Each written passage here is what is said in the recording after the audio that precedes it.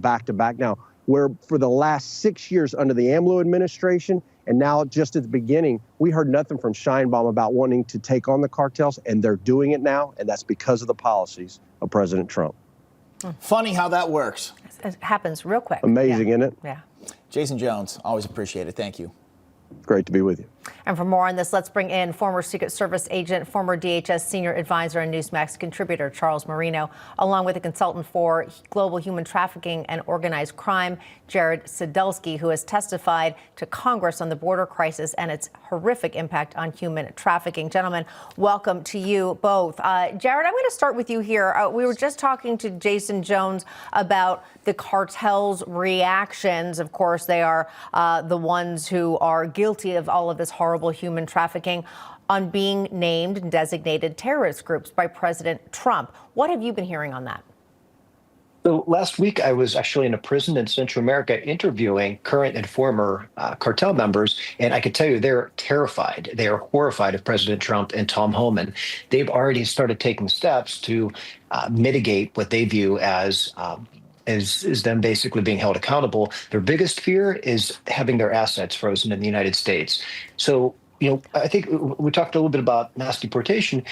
I think it's important to note, as we're seeing all of these different agencies now getting on board, that the government is going after the worst first. And that's critically important. They're going after the sex traffickers. They're going after those that are the biggest threats to our country, the terrorists. Charles, I want to ask you about this. Also breaking today, this just a couple hours ago, a federal judge, they temporarily blocked President Trump's executive order ending birthright citizenship. Me and Katrina were having conversations with people backstage today that this could hang it up maybe for a couple years in the court system. Can you break that down?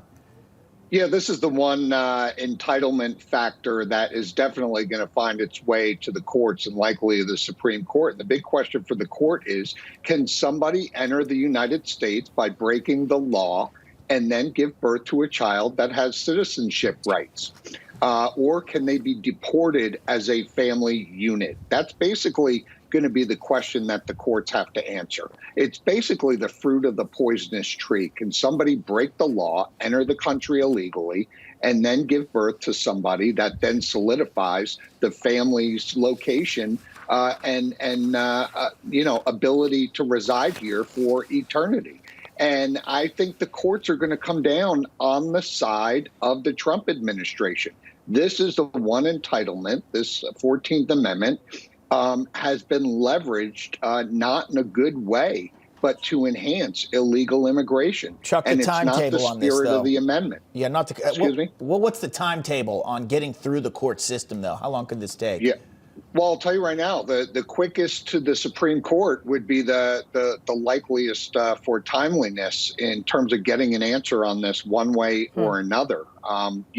We've seen President Trump turn off all the other entitlements through the executive order. We're seeing a multifaceted, simultaneous strategy here based on that national emergency declaration. So you're seeing a whole of government be leveraged to attack this problem and this crisis, and it's working. But we've got to get rid of all the entitlements or this doesn't stop.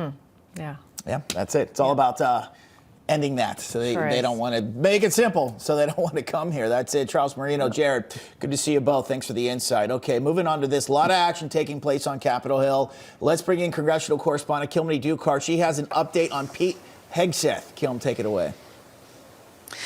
Yeah, Bob, Katrina, good to be with you. We have just had another Republican senator coming out saying that she will not support Pete Hegseth's nomination. That is Senator Susan Collins. We just also received a lengthy statement from her that she posted on social media, very similar to the concerns that Republican Senator Lisa Murkowski